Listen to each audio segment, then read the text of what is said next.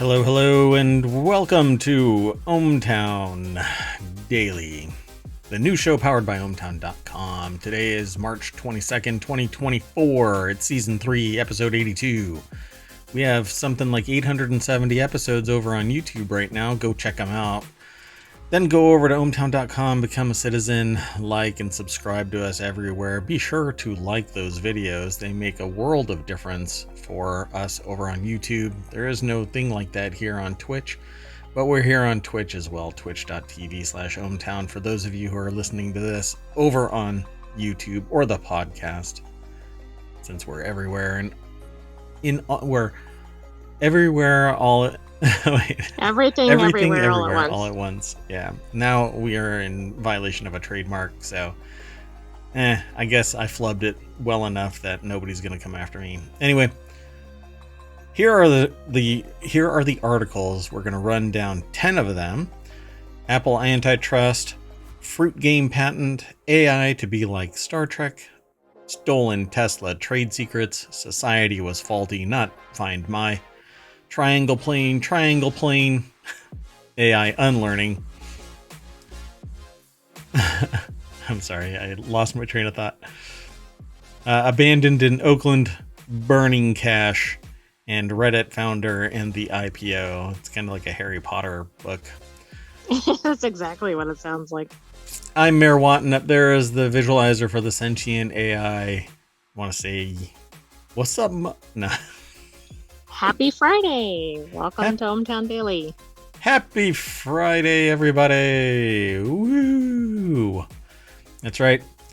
I'm about 15 minutes late for starting the show, which is funny because I had just changed the title from 8:15 to 8 and then cruised on past it. Yes, all of this high production value material is brought to you by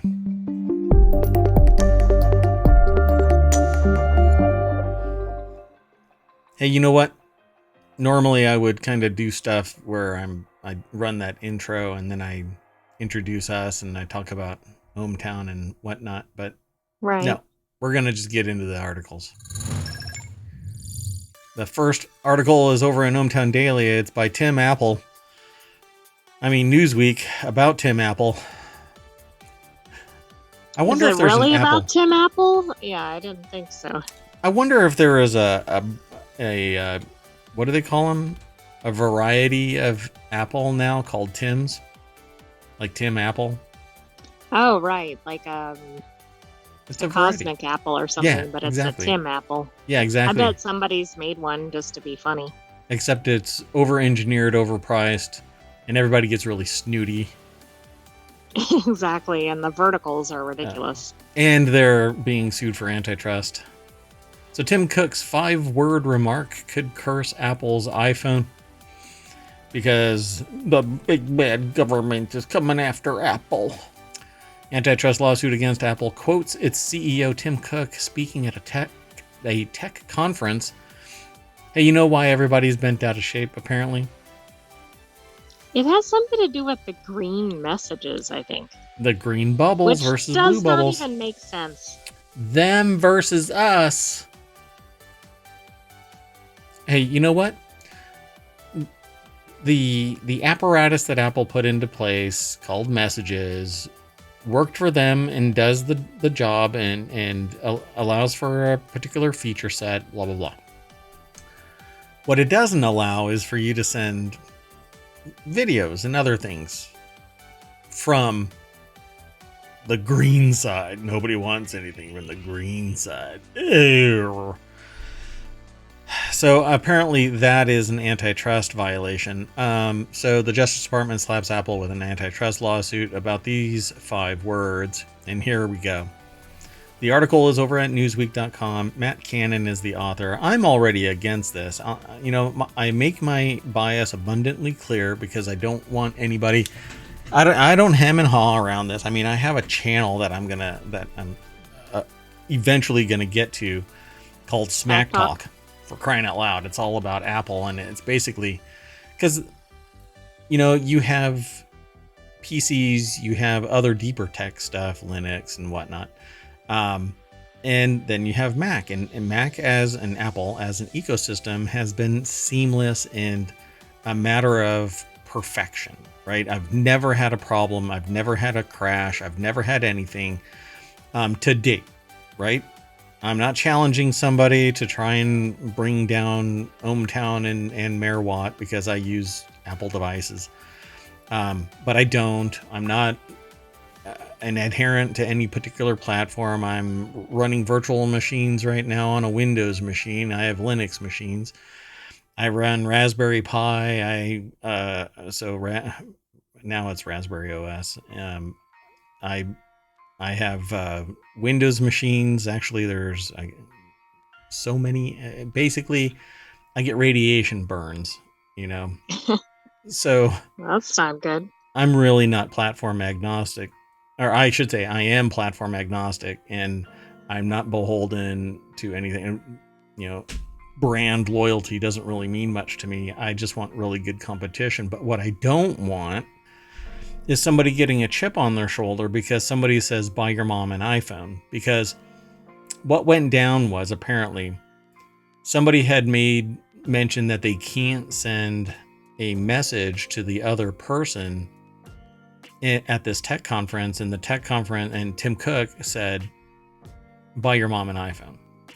And let me tell you, which is like marketing speak, right? I mean, essentially, but if you want everything to work seamlessly and secure, you don't open it up like a sieve to allow interoperability across the board and this full spectrum of everybody's, fever dream that they want some little pinprick hole so that their stuff works, right? The more you open the platform, the more it's going to suffer from security issues, or it's going to become one of the benefits of using Apple platform, and that it doesn't. Right. Correct. Yeah. The same thing with the stores and whatnot. I mean, it's just ridiculous. It really is ridiculous. So the 5-word phrase appears in a new antitrust lawsuit from the US government and 16 attorneys general. Wow. Accusing Apple of locking in users to gain a smartphone monopoly. No. Everybody's always been able to use whatever phone they want, and they can sit there and interoperate, but you know that you're not talking to somebody in messages versus... Right. I mean, who's really getting harmed here, though? Like, even if there is any validity to this. Right. Yeah. So it says, in its evidence, the Justice Department pointed to an exchange between Cook, aka Tim Apple, and an audience member at the Code Tech conference in September 2022. Apple CEO Tim Cook asked whether Apple would fix iPhone to Android messaging, it reads. Tim Apple says it's tough. It's tough. The questioner implored Mr. Cook not to make it personal, but I can't send my mom certain videos. Mr. Cook's response was, buy your mom an iPhone.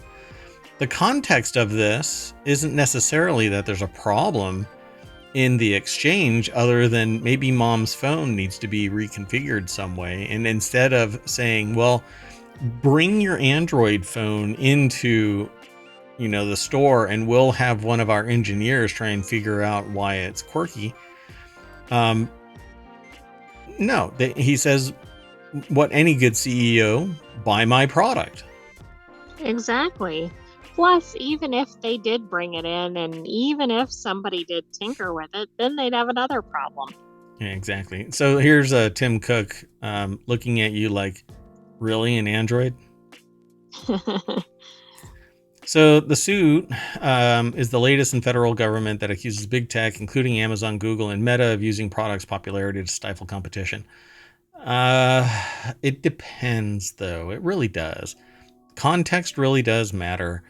And whereas Meta bought up a bunch of products promising not to change their name and keeping the platform blah blah blah, no, they pulled it all under the Meta brand. They killed off the actual name, and they organized everything under one large database. You log into Insta and you are tied to Meta at the hip.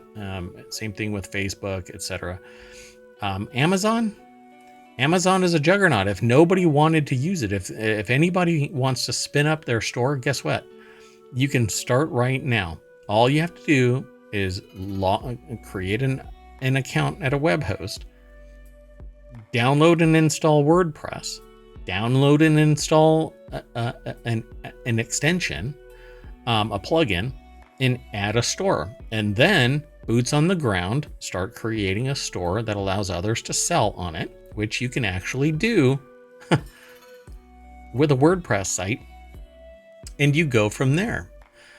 Do it better, be a supply chain juggernaut, which is what Apple does, which is what Amazon does, which is what Google does, which is what Meta does. And you start small, find a mega investor, which is what all of these did. Google, by the way, started as a federal grant funded DARPA project to catalog the entirety of the internet. The advisors to the founders of Google got angel investment from their professor, right? The advisors funded them, gave them $150,000 or something like that. Even though the research was a DARPA project and funded by taxpayers. So anyway, my point is, context really does matter. Google became what it is because everybody glommed onto it. It was well funded. Amazon became what it was because everybody glommed onto it and it was well funded. Meta, everybody glommed onto it because it was well funded. And somebody said, hey, let's marginalize everybody else by marketing so hard that it eclipses competition. It really had nothing to do with monopolistic tendencies. Apple is the same way, except that they're a vertical. They opened it up because people were clamoring to offer a solution through the iPhone, not because Apple said, oh, you know what we really need? Everybody else developing for Apple. No, they were reluctant to do it.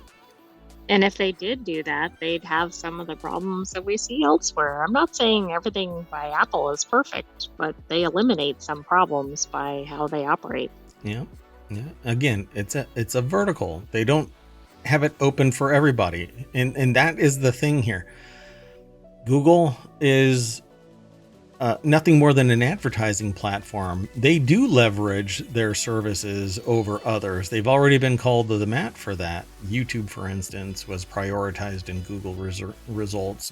For right now, Pinterest keeps getting primarily pulled to the top of results. And I don't understand that because I never go to Pinterest. Never.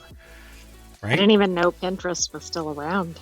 Amazon, again, is one of those where it's an open platform. Everybody can go there. You can go somewhere else. Nobody's stopping you. Go somewhere else.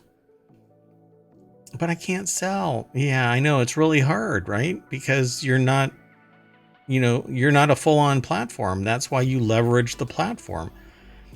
At a later date, you can pull them away. The customers will come to you if you have a superior, frictionless platform. Oh, you don't? Is it because they've spent 20 years building a platform that's seamless? Oh, son of a bitch. I know, it's really hard. Anyway, I'm way high on my soapbox, so let me walk down here. And they say what we know, Apple's iPhone and App Store are hugely popular, helping the company become the near $2.75 trillion public company it is today. Yeah, couldn't be the nearly spotless record. I'm sure some people are going to poo-poo Apple's innovation, but they've micronized their technology to the point where they could pretty much put an entire iPhone on your thumbnail, and the rest be a battery and a sheet of glass for the screen. It couldn't be all of the fundamental science that they're doing, right? No, can't be never. any of that. Can't be capturing the supply chain to the point where they know exactly how much their product margin is going to be long term at 30 to 50%. No, can't be that. But the 88-page complaint says, hey, I can't send my mom a picture, so let's sue them.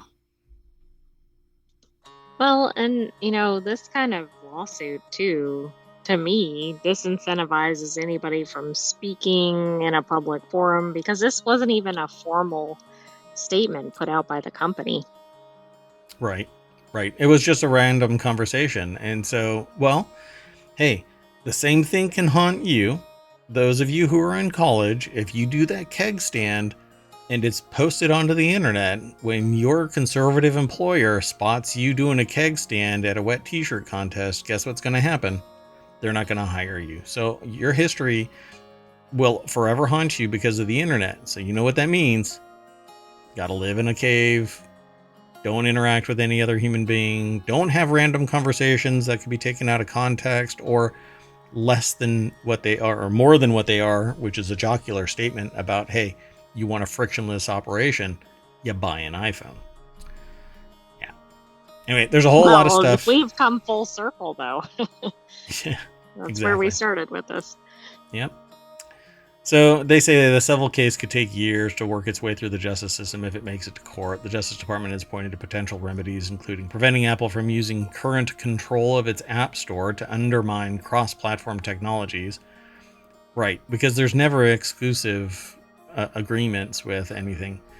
No, Microsoft doesn't do that. Sony doesn't do that. Nintendo certainly doesn't do that. Oh, no, not at all. Nintendo just shut down a website that talks about Nintendo related games. Wow, I mean, that kind of reminds me of the people that hold the Superb Owl. Oh, right. Yeah, you can't talk about the Superb Owl. Preventing Apple from using private APIs to undermine cross-platform technologies like messaging, smartwatches, digital watches, among others. No, they want to secure their platform from abuses, from damage, from harm to their customers. They are a vertical. They don't have it open for everybody to use. That's the reason why it's secure. From end to end, it's more secure. And preventing Apple from using terms and conditions with developers, accessory makers, consumers, and others, quote, to obtain, maintain, extend, and entrench a monopoly. No, again, they aren't a monopoly. They are a vertical. You can build into the Apple vertical, but you don't have to. You could do third party and sell it, but it's not going to be endorsed by Apple. It's kind of like you don't go over to somebody's house and then invite a bunch of other people into the house simply because you were invited into the house. That's what this is basically aiming for, because Apple said, yeah, you can come into Apple's ecosystem and develop and make a product that aligns with Apple's design specification, aligns with the API in a way that is functional for our customer security, etc. You fall in line with our ecosystem. Now the government is saying, well, you invited some people in, so they should be able to invite whoever the hell they want in. Just everybody come on in. And you have to make sure that door stays open. Yeah, this is stupid. But we'll see. This will not promote competition. This will infuse, if it actually happens, it will infuse Apple with insecurities. And they'll have to spend a whole lot more babysitting the sieve that the operating system becomes to facilitate all of this other garbage that's going to be coming in. Do you think part of this is like Apple really doesn't fit the mold of these other companies, and so it's like nobody really knows what to do with them? Apple is fundamentally Apple, if you look at all of what they offer, they are a one-stop shop. You want to do video editing, they have an app for that. You want to do audio editing, they have an app for that. They have Word, they have the equivalent of Word, they have the equivalent of Excel, they have the equivalent of PowerPoint. They have graphics editing. From end to end, they are a vertical that could provide everything if people were happy with whatever it was that Apple was offering. But there was a lot of people saying, open it up, create a store. They created a store and they end up, 20 years later in antitrust lawsuit because they facilitated as far as they were willing to facilitate without opening themselves up. I guarantee you the rest of the conversation in this lawsuit is going to be about their security and viability and extending their ecosystem in a secure fashion to the customers. Yeah. Okay. I spent a lot on this soapbox. Hey, the next article's over in Right Protect. You know, I'm going to have to jump through this one really quick because this one's really an oddball kind of a thing. Tic Tac Fruit Gaming Systems claim fail CAFC's eligibility analysis. So the U.S. Appeals Court for Federal Circuit on Thursday, March 21st, affirmed a district court's grant of summary judgment that claims that a patent for an electronic gaming system were ineligible under Section 101. USC patent, sorry, not USC. Strike that. U.S. patent number 7736223 is owned by Savvy Dog Systems and Palm of Pennsylvania, aka Savvy Dog, and is directed to a more skill-based and less chance-based version of an popular electronic game called Tic Tac Fruit. Savvy Dog sued Pennsylvania Coin and PA Coin Holdings for infringement in the Middle District of Pennsylvania, and Pennsylvania Coin moved to dismiss the case in part because it said the claims constituted patent ineligible subject matter. This is awfully nebulous to be patented. It sure seems like it. I wonder if that's what happens. What do you think? Well, it looks like it based on the first paragraph here. So the article's over at ipwatchdog.com. Eileen McDermott is the author of the article, and there's a quote in here. The CAFC opinion is, the invention is directed to a concept for overcoming the legal obstacles discussed in the background section of the patent rather than providing a technological solution to the technological problem. There you go. If you have to explain it in the background. Exactly. Well, I didn't even get a chance to speculate because I saw that at the top of the article. So. You're like, oh. I don't know which way it would have gone because I saw it right away, and I'm like, well, you're spot on. Just never mind. So the district court agreed that Claim 44 describes the rules for playing the game and is thus an abstract idea within the meaning of Alice, Step 1. However, the district court denied the motion to dismiss because determination of Alice Step 2, specifically whether the technology embedded in the game processor is an improvement and inventive concept, is a question of fact that the court cannot determine at this early stage of litigation. Following claim construction, Pennsylvania Coin moved for summary judgment, again arguing that the claims were ineligible, and that at Alice Step 2, that none of the claimed elements of Claim 44 individually or in an ordered combination transform that abstract idea into an inventive concept. So concepts in and of themselves can't even be patented. It has to be less ephemeral and more embodied in the instructions that are the patent for its creation. So not even sure how concept lays in, how did it even verbiage. get a patent to begin with? Yeah, and it's probably because of the phrase that they say, a novel gaming terminal architecture that previews the game before the player commits to play the game, thereby evaluating skill and lessening the role of chance in the game. But that, if they're talking about something like an expert system that is truly evaluating somebody's skill and then determining that they can make the game harder, kind of like a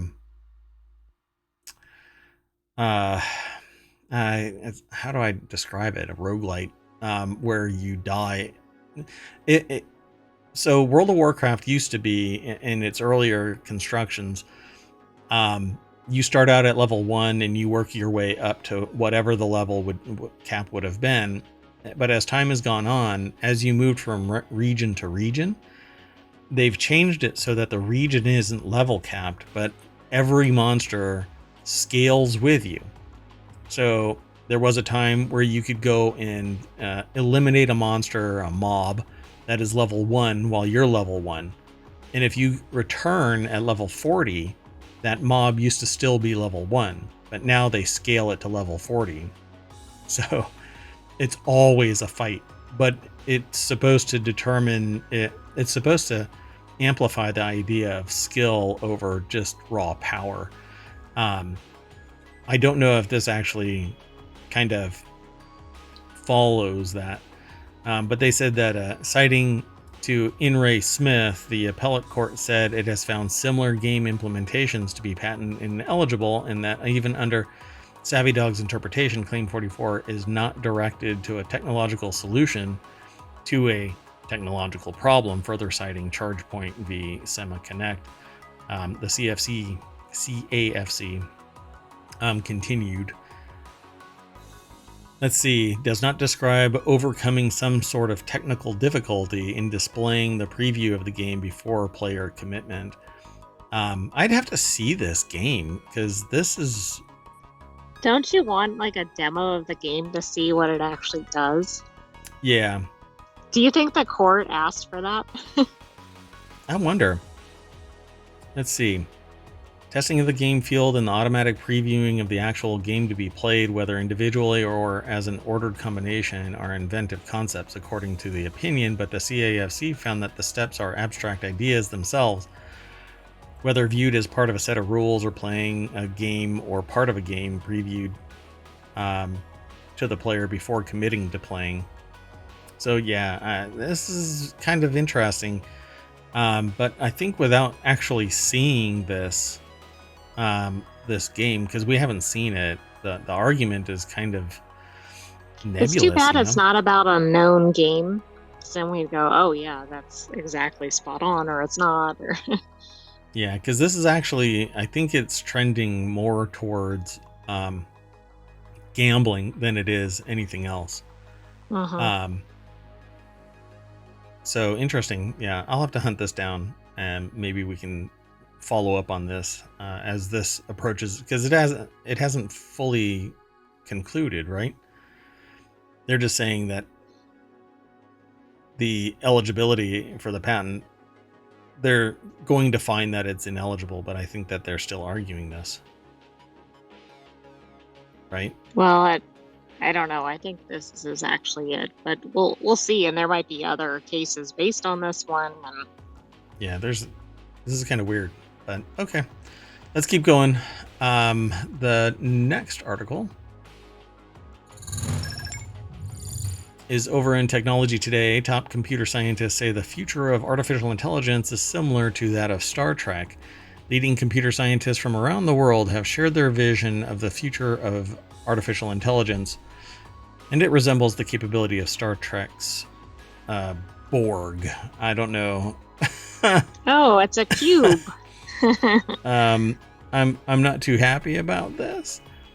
That they're saying that it resembles the capabilities of the Star Trek character, the Borg, which was let's just say, if you're not familiar with it, it's a totalitarian-esque regime that would invade an entire planet, and resistance is futile. Like assimilate? Yes, resistance is futile. Your assimilation is going to happen. They actually say resistance is futile, prepared to be assimilated, or something like that. I can't even remember it right now. Ugh, I'm losing my Star Trek cred.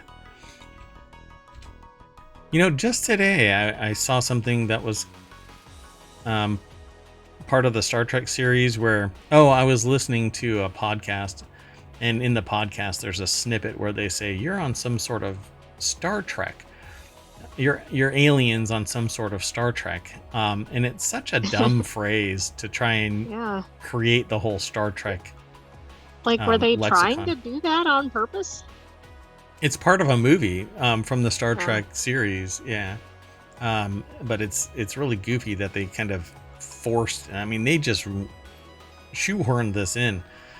Anyway, the article is over at techexplore.com, which usually goes pretty deep into the tech of it. Meg Cox over at Loughborough University put the article together, and as you can see, they go a little bit in depth. So Just a experts bit. That looks rather specialized there, based on yeah, the diagrams and everything. in looking at this, you would have to gather a whole bunch of context from the actual research paper. So I'll probably end up reading this.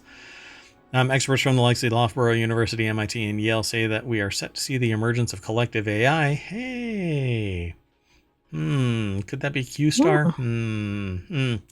We have a week. We have 9 days, right? Uh-oh. 9 Stand days. back.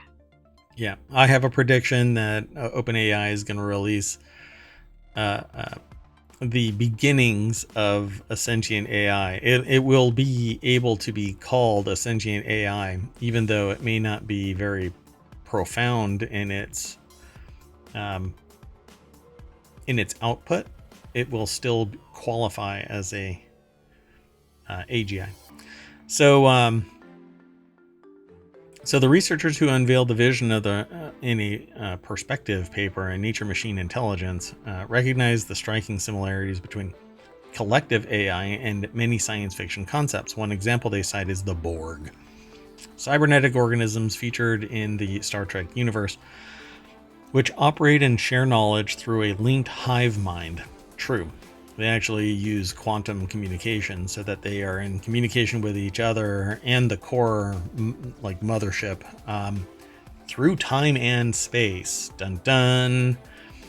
However, unlike many sci-fi narratives, the computer scientists envision collective AI will lead to major positive breakthroughs across various fields. Mainly, and I have to argue on behalf of this because I do believe that we have the potential of greatness. The problem here is that there are some people, members of society, that are socio and psychopathic, and they believe that they can rule the world through outright might instead of coordination and collaboration with each other. We are all part of the same planet. We should be able to exploit its resources in a responsible way together. But no, we are still pissing for distance for who has rights to that water that is a little trickle of a stream that's running down a hill that's been there for millennia, yet because you stumble across it yesterday, it's suddenly yours. Well, gone are those days where it's all about that kind of survival. We should be able to use tech, regardless of where you are, right? Even if you eschew technology, and everybody argues about, and this is what I say, one of the biggest problems is tribalism, right? Like, you're not part of my group, so I have to eliminate you. We can use technology to short circuit this more animalistic, brutalistic, conflict-ridden existence. So why don't we? Yeah, I just find this to be such an interesting analogy because I think they're trying to use it all in a positive way, but anybody that's familiar with the Borg, It that's not wasn't positive. exactly the connotation, right? Right. Literally, they eliminated anybody that actually resistant. They tell you resistance is futile, and they reprogram your brain when they take over. And it's Right. absolutist. That doesn't make you go, ooh, AI sounds wonderful. Yeah. I mean, there might be some technological aspects that they're using in here, but it's just an interesting comparison. How they make that leap, I don't understand, other than the fact that they're misaligning. They're even using the word democracy of AI agents. The Borg was never a democracy. It was an absolutist, totalitarian hive mind. And when somebody says, well, it's a hive mind, everybody was thinking the same thing. No. They were thinking the same thing because they were programmed violently to think the same way. You tried to resist, and if you couldn't be assimilated, you were eliminated. So I find this a little bit hard to imagine, other than they've discounted the idea of the true Borg nature and are simply speaking to the hive mind mechanic of AI, large systems all talking to each other. They say recent research trends are extending AI models with the ability to continuously adapt once deployed and make their knowledge reusable by other models, effectively recycling knowledge to optimize learning speed and energy demands. Well, we have a problem with all of this recycling because, well, some of it is garbage. And for those of you who are really curious about where we are with AI, and we joked a couple of days ago about the fact that there were grade school kids that were making deepfakes. Now we know the nature of these deepfakes, and it's disconcerting. I was making these comments because the threshold for the complexity of creating something that is artificially intelligent generated imagery that makes you question reality was so low that 11-year-olds or 12, how old were they? 8 or something? They were in middle school, but yeah, so Yeah. maybe 12-year-olds. I don't know. Yeah. So they were young and they had access to the tools, and it was just drop dead simple. So now you can actually go to openinterpreter.com and download an AI agent that you can speak to. Right now you can do it, or you can buy a $99 device that speaks to their cloud, and it will answer questions and it will interact with your computer if you link it to it, wherever you are, if you go through a hotspot like your phone. But it's basically a little puck designed to tap into the world's knowledge and be an expert system to facilitate certain things. Like I could say to this little thing, record this conversation, and it will listen and record my conversation, store it on my remote system, translate it into a transcript type of like a Word document or whatever I tell it to, because I can actually program it. That right there is Star Trek, because I can tell the computer, do this, and it does it. So we are already at Star Trek level. We might not be ready to be, but yes, I think you're right. Yeah. I mean, it's a little puck. You can tap it. It will listen for a command. And if it's been taught how to do it already, it'll do exactly what you tell it to. It will put things in your calendar. It will make calls. It will text people for you. It will post it over on Discord. It'll do whatever you tell it to, as long as it has the little programming tool to do it. And everything else is knowledge expert system, where all you have to do is ask it a question and it'll parse its information, the world's knowledge, again, the whole of the internet, and then provide you with an answer. It's vastly superior to other smart speakers that I've witnessed so far. And I think it's a fascinating company, and I'll be ordering one of these. But I just found out about it. Anyway, let's keep on going so that I don't get bogged down on every single article today. Next article. Why stop now, right? I know. Yeah. Hey, we're only 3 articles in and already almost an hour into the show. Let's go. So the next article is over in ohmTown Daily. I try to make the show entertaining, informative, but short. And I guess short is subjective. All right. Well, anyway, I'll make this one quick. How about that? 2 men have been accused of using... Depends on what we have to... I think we can do this one quickly, though. Yeah, we'll see. 2 men have been accused of using stolen Tesla trade secrets to establish their own Chinese-based competitor, report says. That's right. I am shocked. You mean fundamental research has been taken from the fundamental research creators and used in another country? What? No. Wait. Next, you're going to tell me... No, I'm not going to do that. Okay, anyway. 2 men have been accused of stealing trade secrets from the leading U.S. EV company. They're very cagey in this very first sentence. It's from the AP, but hate to break it to you, it's Tesla. Prosecutors did not name the EV company, but multiple reports identified the company as Tesla. So saying the quiet things out loud. The case centers around the technology used to manufacture batteries for electric cars, and the two men have been accused in conspiring to share trade secrets belonging to said leading U.S. EV company. I wonder who that could be, even without the various Right. reports. I mean, we could probably figure that out. Gee golly. Beatrice Nolan over at Business Insider put the article together. Dun, dun, dun. So, let's see here. Yeah, their summary is basically what I said, but they refer to it as Victim Company 1. Huh. All right. Wow, okay. Why be Interesting cagey about descriptor. it? Yeah. Klaus Flugbiel. Wow. A Canadian national and resident of China was arrested on Tuesday after being accused of sending undercover law enforcement officers trade secrets that belonged to a leading U.S. Oh, wow. It was like a full-on sting. Wow. Isn't this what they call the vehicles in Red Bull? You know, I don't know, but it definitely has that sound to it.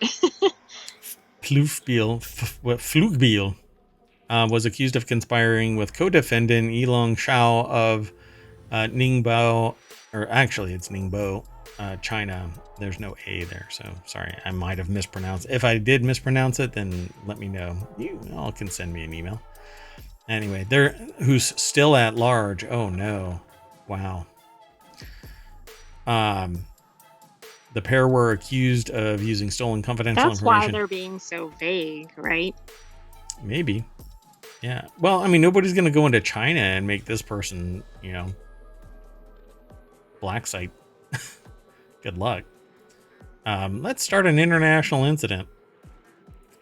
But that they're... Anyway. Yeah, prosecutors said the technology provided a substantial competitive advantage to the company in the battery manufacturing process. You see what I'm saying here? If you do fundamental research, you had better protect it. Protect it like KFC's seasoning formula. Well, that's right. I mean, it No kind of one dovetails person with our other article about the patents. But That's right. That's right. If you think that your shit is patentable, go ahead, get it. But no other country gives one little lick about your patent.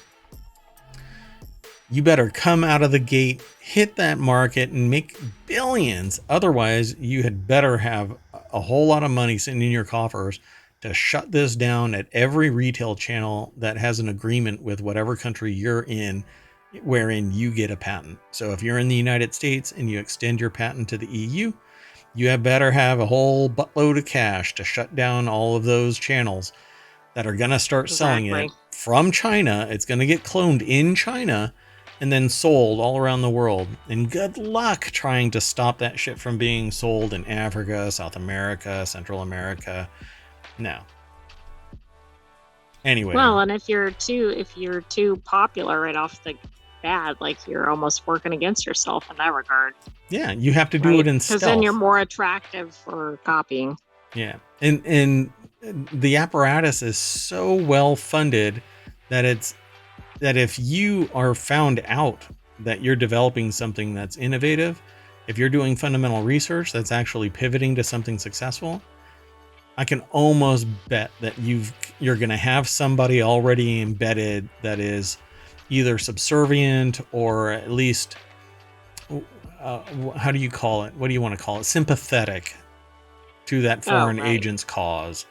So it's just a shame. When American economic intelligence is stolen by foreign businesses, it only harms the victims' companies, but also threatens our financial infrastructure, James Smith, the assistant director in charge of the FBI New York field office, added. So 10 years, the fundamental shift of this strategic advantage of technology is way more harmful than 10 years. It absolutely is. Plus, if you only get 10 years, right, not having much of a deterrent factor. Yeah, but this person is going to be abandoned. They're never going to be able to work for anybody anymore. They're the people that entice them into action Right, but there's somebody behind that person to do it. Yeah, exactly. Well, it's this person facing the repercussions of their stupid actions, and then there are the people that facilitated, enticed them into action. That are probably not penalized. So I'd love to be a fly on the wall of that interrogation, probably. Oh, you mean like, who put you up to this? Yeah. Fluke Beal did not respond to Business Insider's request for comment made via LinkedIn. Well, no shit. They're probably in witness protection at the moment. That is a cool photo, though. I will say that. That? Yeah. Mm-hmm. I don't know how to describe it, so. It looks like the time tunnel from like those time travel movies. It's full color, but it's so stark black and white. It does look like that. Mm-hmm. Poof, into the future you go. All right, let's keep going. The next article is over in ohmTown Daily. Grandmother awarded nearly $4 million over a SWAT raid predicated on a faulty FindMy phone ping in January of 2022. 77-year-old Ruby Johnson.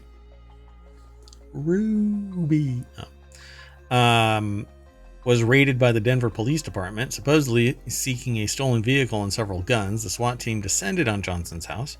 The officers ordered anyone inside to come outside. Johnson complied, but that didn't stop the SWAT team from attempting to destroy her house to find the contraband it was sure was located inside the home, which I guess includes a stolen truck. The author says this, and of course it's tech dirt, because they write like I think. So I'm almost like thinking I'm reading my own thoughts out loud here, nearly, but it's from Tech Dirt. Anyway, the SWAT team with the home's only resident in its temporary custody proceeded to destroy her garage door with a battering ram, smash some ceiling tiles, etc. So Tim Cushing posted this. Do you think this was a little bit overkill? Find My iPhone is an absolute dead-on accurate GPS tracker down to like maybe 10 millimeters. And I'm so full of garbage that I'm sure that the police force probably would have believed this statement on a stream on Twitch that's going to get turned into a podcast. And I'm going to get a phone call as a subject matter expert witness in the trial that's going to come from another SWAT. Anyway. Hey, I mean, all it takes is a Find My iPhone. Yeah. So this is an article over at techdirt.com. Again, it's titled Grandmother Awarded Nearly $4 million Over SWAT Raid Predicated on a Faulty Find My Phone Ping. It's actually a Find My iPhone ping, but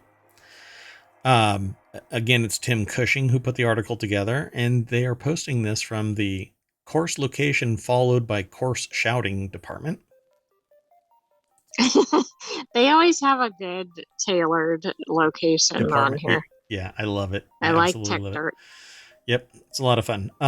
So the warrant was predicated on little more than a ping produced by Apple's Find My iPhone feature. That ping, initiated by the victim of the truck and phone theft, managed to narrow down the location of the stolen phone to at least 6 homes in the neighborhood.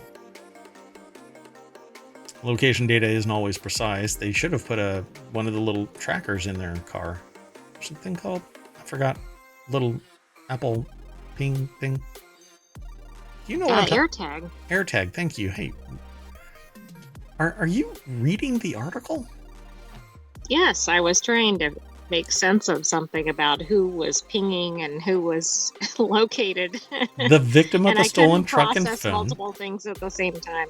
You're a sentient AI from the future, for crying out loud. How are you not able to multitask? More advanced programming. You're more human than I imagined, because humans can't multitask. They only do fast switching. And if anybody thinks that they multitask, let's talk. I'll show you how you're wrong. And let's see where they're failing. That's right. So the Denver PD used the screenshot of the victim's Find My iPhone search results to support its search warrant. Jeez. This is very high tech. Yeah, God. So stupid. Huh. All right. You know what? Somebody out there could probably dox this location. Because there's Yeah, that only might so have a many little bit places. too much information. Like, they're like, oh, well, that's only one street in Yeah. Denver or whatever, right? We know the city. We don't We even know have the to narrow city. it down to that, right? Yeah. There's only so I bet much. they This is could like a use fingerprint. AI to find that. We're not proposing that to anybody. Yeah. Go ahead, somebody. Send me the results. That'll be funny. What? I'm not saying I'm going to disclose that people find it, but come on. This is stupid. Why Yeah, post that's the really actual. bad. I'm not talking about I this mean, person. This person no, no, is no, no. the editor is posting this information, but this information was available to him. He's a Right. responsible person with a responsible site. I'm calling out the fact that this is even available to another human being. Why are we disclosing the location of a victim? Yeah, this is off. It's just getting compounded, right? So the end result, as the ACLU, which represented Johnson in the case, reports, it's much deserved payout to Johnson. It's not even a hastily crafted settlement pushed out in hopes of stopping the bleeding before it gets worse. A jury awarded this to Johnson, agreeing with her and her reps that this raid and the events leading up to it was a severe violation of her rights, no shit, and a complete failure of the Denver PD for doing any kind of due diligence commensurate with whatever the crime was. To sit there and say that there were weapons and whatever else, where were the weapons? Right? There was a Wow, yeah. disclosure that there were weapons in the vehicle then? Because, I'm not going through the whole article. Yeah, I don't know. Um, but they're saying that the phone in the car was stolen. Maybe there was weapons in the car. So then they thought the suspect was armed or something, but that doesn't necessarily mean they'd be in the house that they raided. Yeah, so they go steamrolling in. Nothing provides a measured response like from somebody who's being targeted for a home invasion by a SWAT team.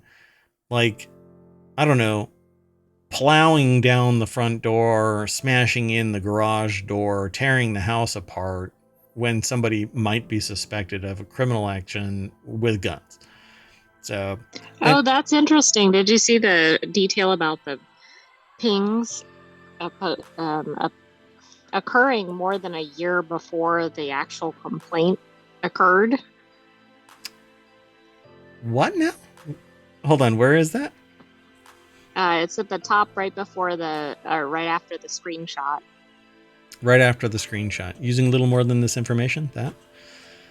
The Oh, yeah, warrant there it goes. affidavit. Yeah.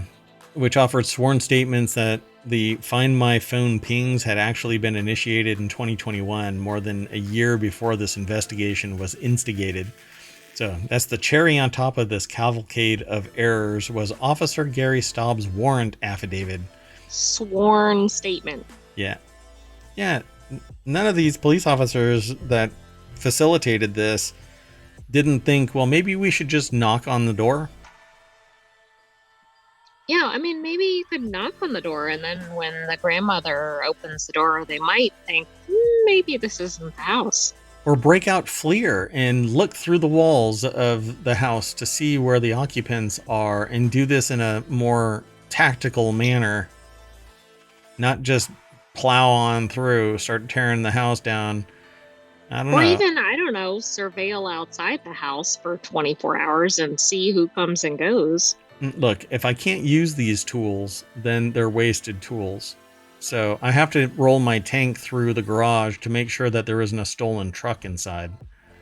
Lord forbid I Or, gotta I get... don't know, see which house has like a neighborhood pet, and it's probably not that one. Ask a neighbor, hey, is the 77-year-old woman next to you armed to the teeth and willing to shoot? Right, and the neighbor would know. Exactly. So, I've been ranting. This is going to be the longest episode of this show ever. But the whole thing about this wasn't even the point of this, just to sit there and make fun of this. The whole point of me drawing attention to this is that this is a society issue. This isn't a Find My iPhone problem. These dipshits failed at being human. The information was inaccurate. They acted irrationally. Now somebody's gonna say, well, you're not a police officer and da da da. Well, lo and behold, you're right. I'm not a police officer. But not everybody is going to respond with violence when you knock on a door. That's not the first go-to. Okay? Particularly if you do your due diligence, you find out who the homeowner is, you find out who's living there. You do the due diligence necessary for you to go in from a position of understanding, not just overt violence and abuse. This costs taxpayers $4 million. Yeah, that dead silence is because... I can't figure out why the ceiling panels were damaged. Because since, they were looking... maybe for the weapons. Because I'm like, were they thinking the truck was parked up above? Yeah, they tucked the truck in the little crawl space between the basement and the first floor. You know that creaking when you walk over that one spot?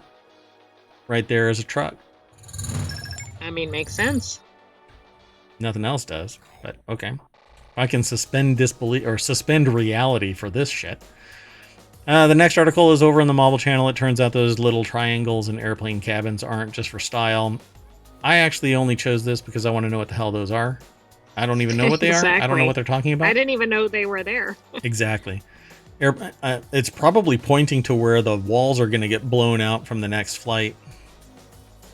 Oh, is it those door panels with no bolts? Exactly, yeah. And the ones that are lit up are the ones you don't want to sit next to. I have no idea. And every time I make a joke about this, I know I'm going to get a body cavity check. Anyway, that's why I say it so often in our shows, because I really want one. Airplanes have been in the news a lot lately, whether they're falling apart in the sky or having their routes drastically cut because of money, or almost always bleak. Like the last thing that we heard about was a plane slid off the runway, was found to have faulty brakes. I guess it gets the oh shit, we have no brakes award. So why don't we take a look at more innocent airplane story, namely, what's the deal with those little triangles you see above some of the windows? I might be right. Oh, yeah, okay, I've seen those.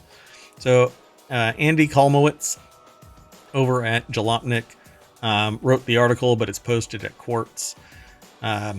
So the deck statement says those aren't just a fun little piece of design, and a new TikTok video sheds light on the secret. I don't know if I'll be able to watch the video, but anyway, turns out they aren't just a fun piece of design. They actually serve a purpose. A flight attendant for the Philippines-based airline Cebu Pacific took to TikTok to share the two secret meanings behind the little black triangles and their usefulness for both passengers and crew. One, passengers sitting next to the triangles get the best view of the wings.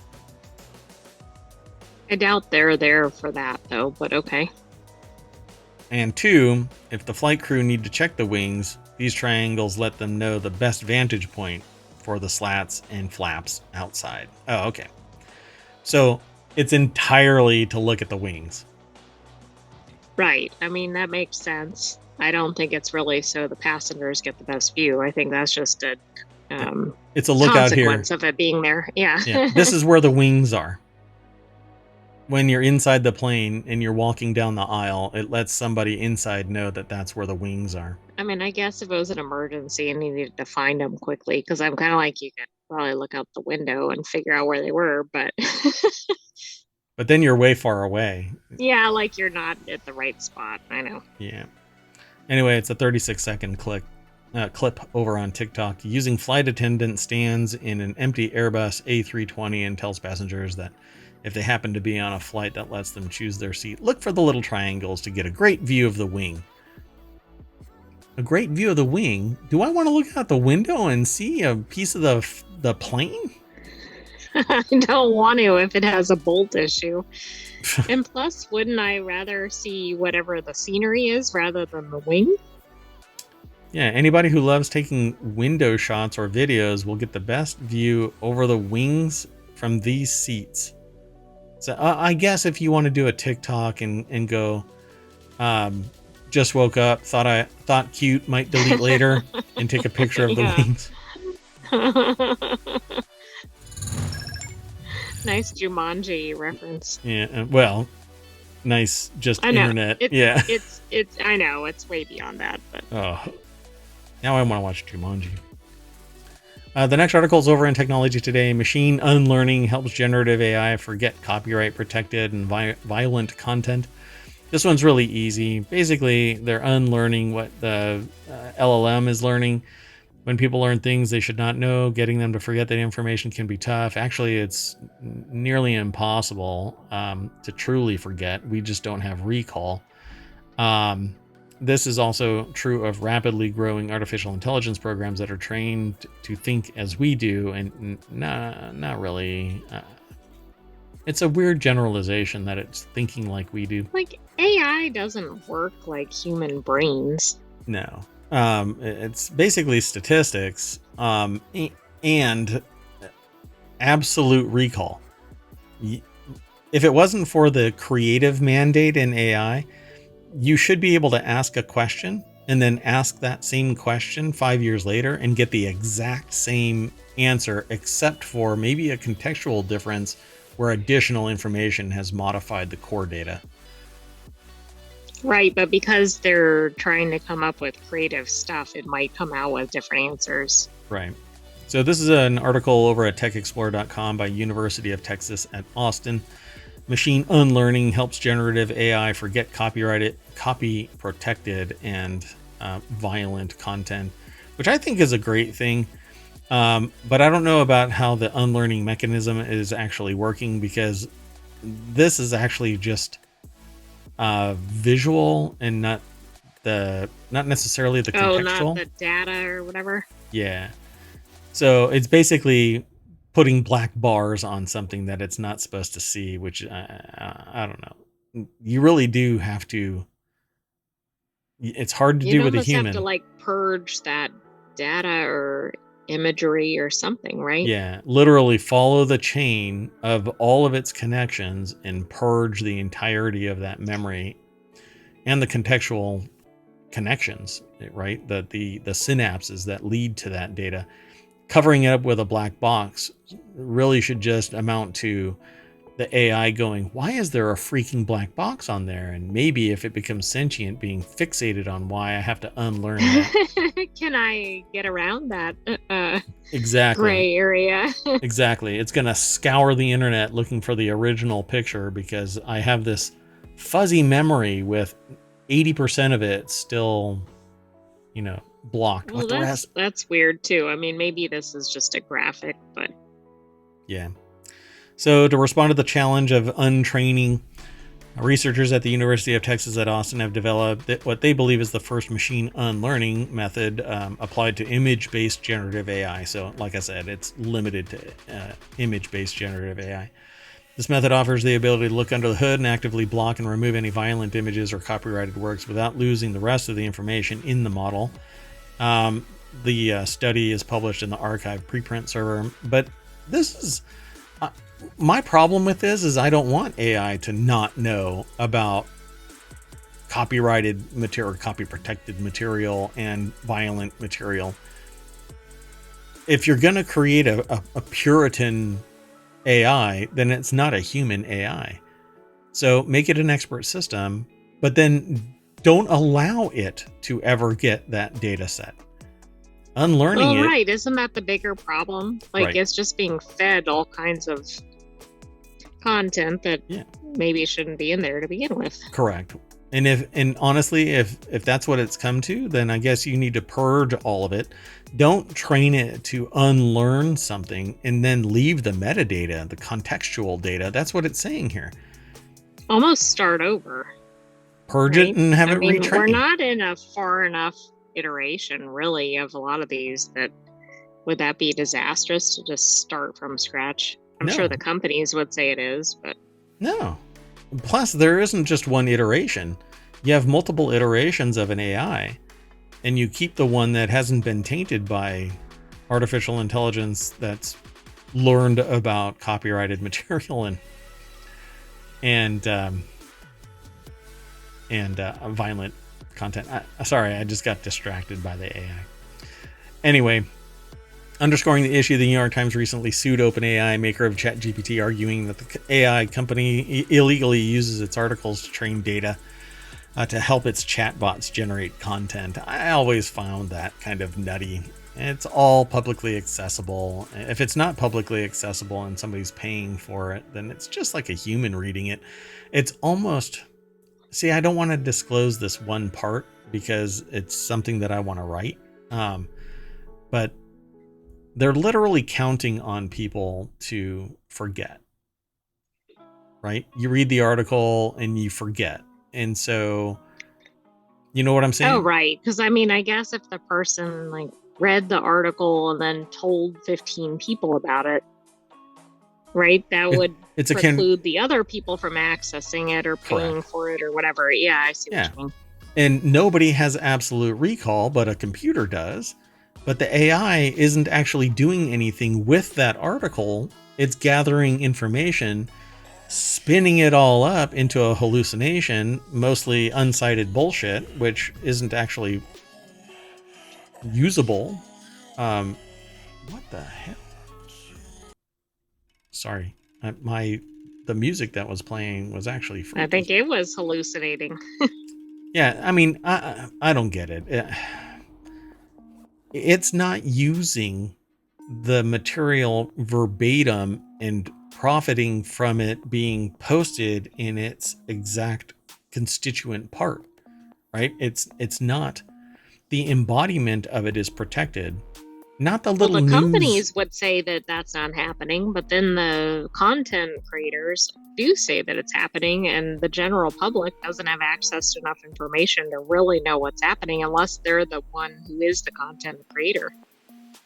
Yeah, so and that's something that we haven't really done here in ohmTown, which is pull up the various examples of verbatim representation of these. But I agree with you. Like, if it's as the companies say, that's accurate, and they're just collecting data and then they're spitting out data, but they're not giving exact copies. They're giving exact copies. That's a different issue. Right. And then I think that there's grounds for that. Again, though, it's not the full embodiment. So anyway, like I said, they're counting on people not having an eidetic memory, whereas an expert system, artificial intelligence, does. Okay, we got to keep going. The next article is over in the Mobile Channel. 14,000 abandoned cars have swamped a California city. Anybody want to take a stab at what that California city is? I thought it was LA, but it's actually a little bit... Well, no, but I was thinking of the Atacama Desert with the jeans. Oh, yeah. Yeah, that burned up, which I know is not in California. So, yeah, I would guess something like Los Angeles, but maybe it's somewhere completely rural. It's not. It's San Francisco, Oakland. Oakland, California, struggling to deal with a deluge of abandoned vehicles across the city. According to Oakland Department of Transportation, nearly 14,000 cars were reported abandoned over a 6-month period in 2023. Okay, y'all didn't get to see this. I have a visualizer from the sentient AI. Only I can see it. It's basically like the Matrix. And I can translate it into a full picture, and I get to understand the responses in real time that the AI goes through. It was like a light switch shifted when I said 6-month period. Nearly 14,000 cars in 6 months reported as abandoned. How is that possible? I have no idea. Are you doing the math? Oh, yes. It's like 100 cars a day. Hold on. No, I'm not doing that math. I'm doing some other math. Oh, okay. So the city ran out of space and is now storing it in some other location. The article's at quartz.com. Ryan Eric King from Jalopnik actually put the article together.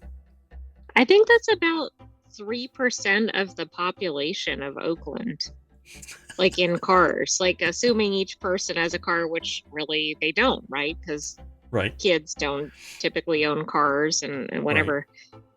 And that's in a 6-month period. That doesn't make any sense. And abandoned. So Right, right. when I saw this headline and the little deck statement the little statement here that we aggregate, I completely went to car theft because Oakland is kind of notorious, and it hasn't gotten better since the shutdown. Yeah, it has high crime rates. Yes. Yeah, since the pandemic, and changes in the economy, it's just never.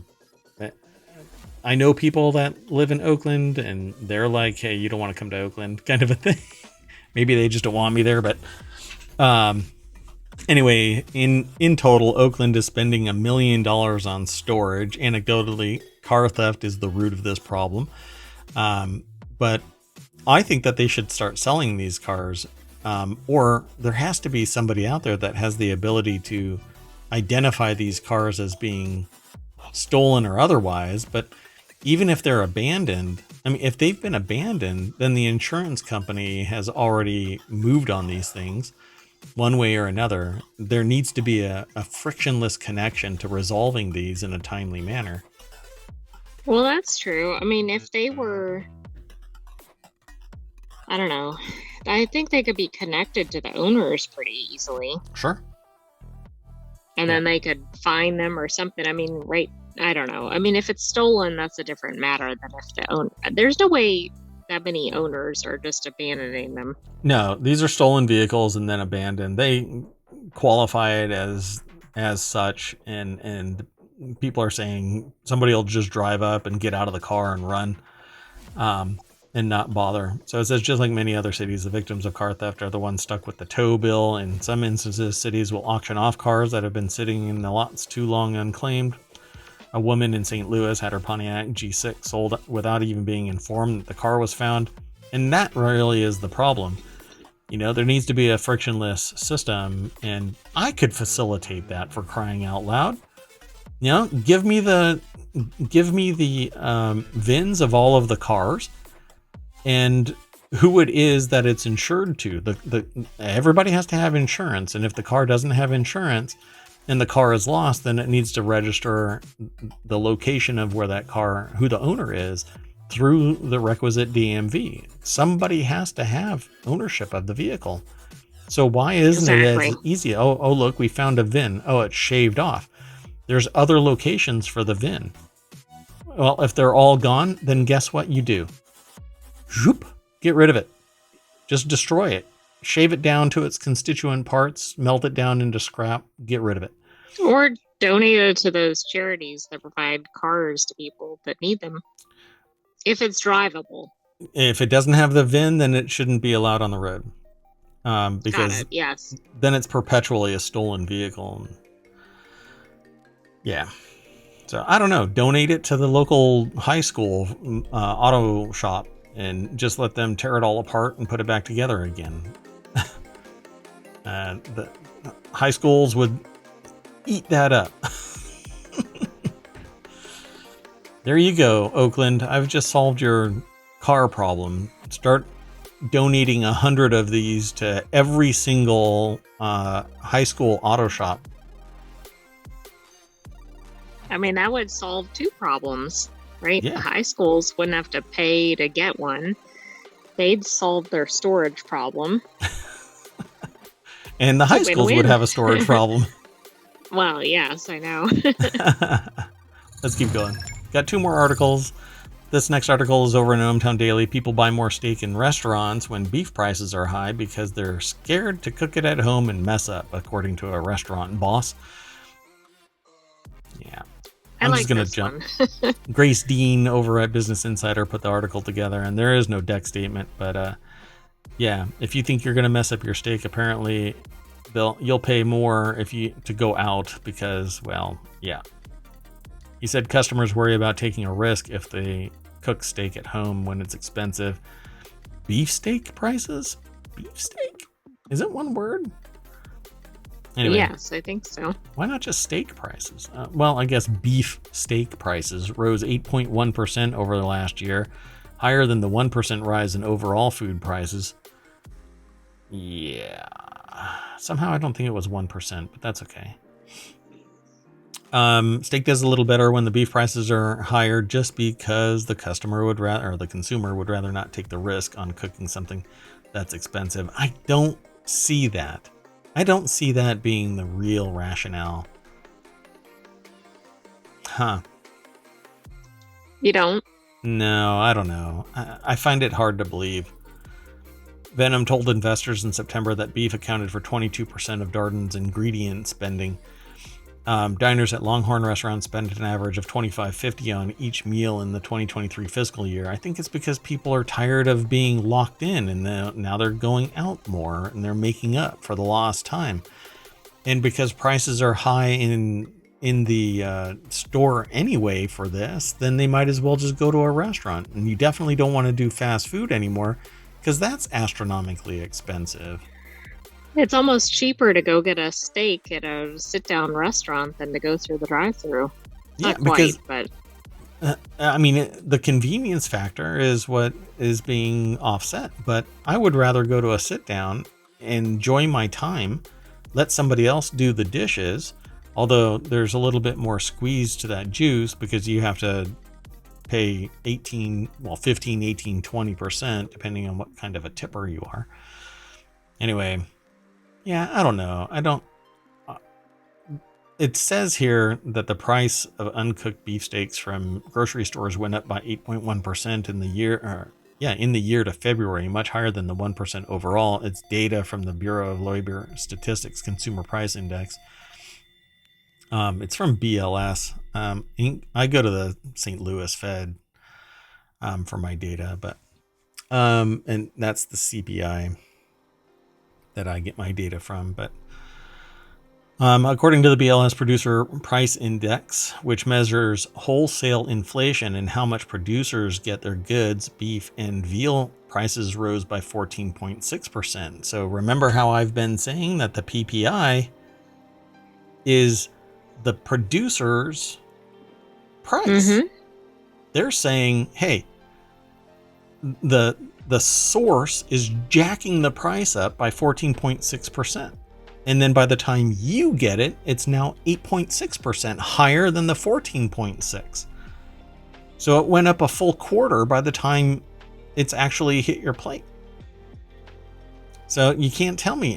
And I got into a discussion about this where I said, okay, where is the beginning of the greed?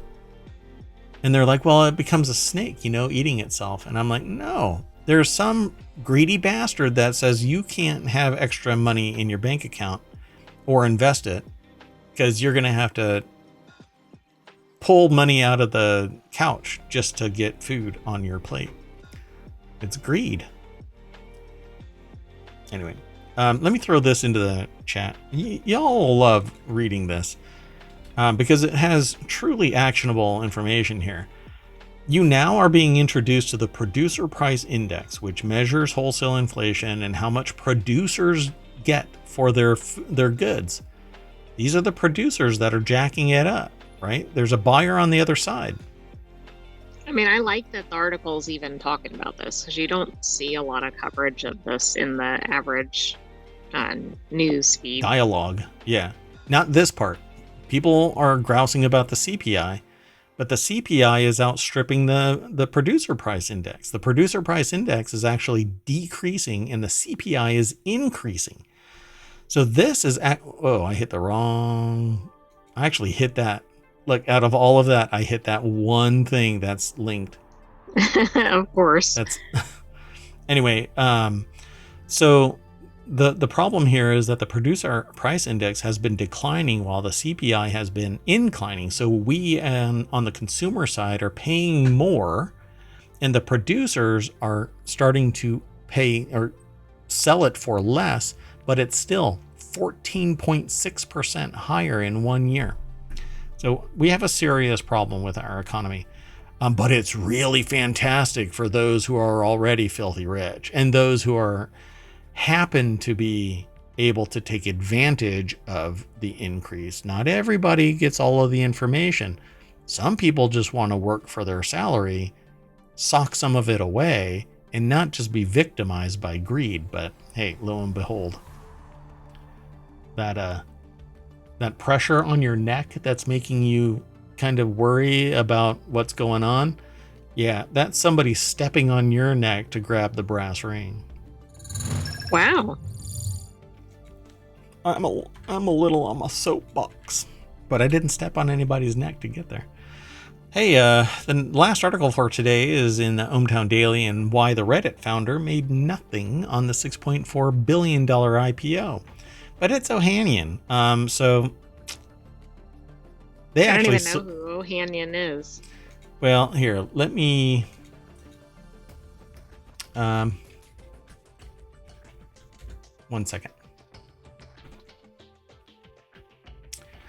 So, okay. So the article's over before I get into it.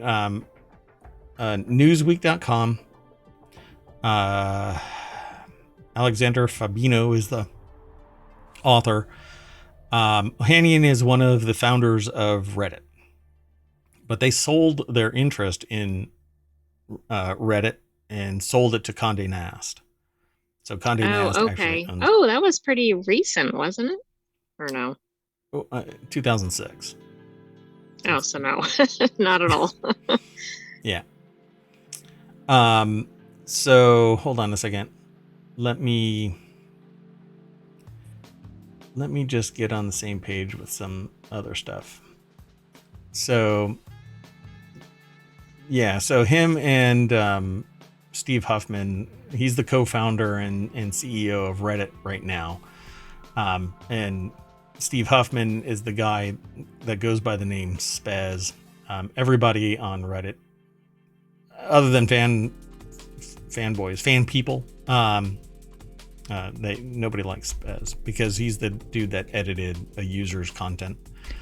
That's the person I'm familiar with attached to our Reddit. That's why I said all that. So Ohanian is conspicuously absent from the company's S1 filing and not listed among those owning 5% stake. You have to in the S1 declare who has more than a 5% stake. But you know what? He made his bones. He sold his wing of the company.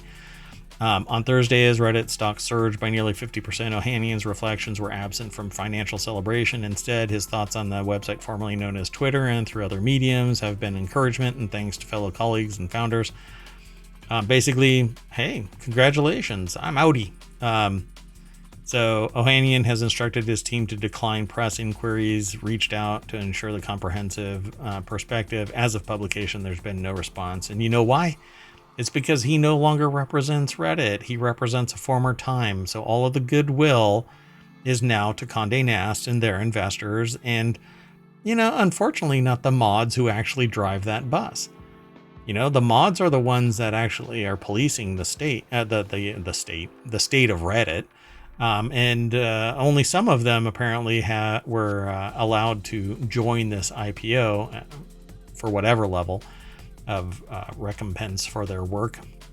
So the sale was driven by personal reasons, including his mother's terminal cancer diagnosis, he said in an interview with Incorporated Magazine, or Inc., and was a way to validate his work and achievements to his family. So he got out. And it says in 2014, Ohanian returned to Reddit to steer its reinvigoration as the company had experienced tumultuous years marked by leadership changes, etc., etc. So, yeah, and goes into other things, but I think that Reddit is basically a microcosm of society around the world, not just the United States. It has its underbelly that is seedy, and it has components of let's just say questionable people and content. People that say shit just to say it, to get a rise out of people and cause trouble and strife. You have a component that games the system called Wall Street Bets that promotes a stock and then bows out, and or meme stocks basically came from Wall Street Bets, et cetera. But the ideology here from executives in the company are probably along the lines of all of your bitching amounts to nothing but us making billions because you're gonna be back, right? So, yeah, I actually, in all honesty, I personally don't have an account. I have one as Mayor Watt, to use to promote basically the channel and the website, and they actually banned it as spam. My own content, and they banned it as spam. You can set up your own name, which is what it is. It's ohmTown. It's not ohmTown. It's another name, but it's basically an ohmTown subreddit. And I only post my stuff there. And while you can post your stuff there, somehow they deemed my content as spam. Yeah, you can create OC. You even flag it as OC, original content. And it doesn't get banned by mods. But I'm the mod of my own channel, my own subreddit. And they banned... And it's spam. Yeah. So you can see how it's kind of arbitrary and capricious and rather just bullshit. And I only did it because somebody had said, hey, you should set up a subreddit so that you have your identity on that site. Anyway, current Reddit CEO and co-founder Huffman did, according to the company's ownership document filed with the SEC, Huffman owns over 4.1 million shares, which is now worth over $200 million at current share.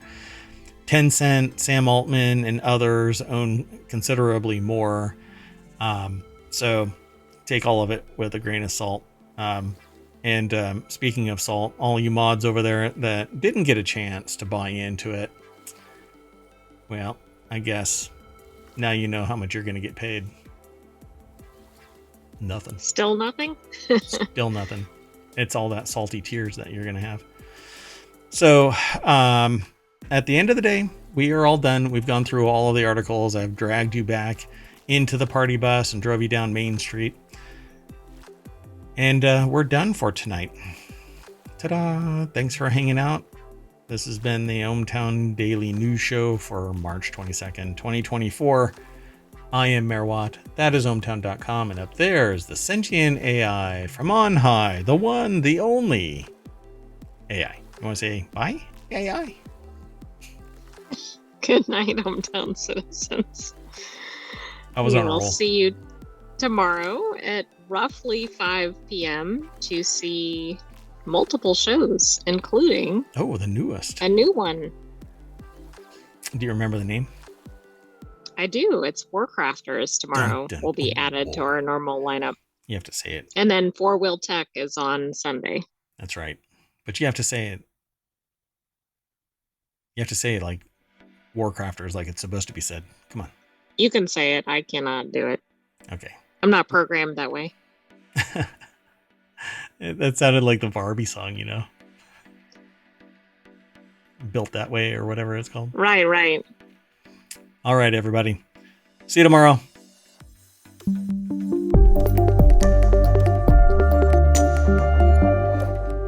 For Warcrafters.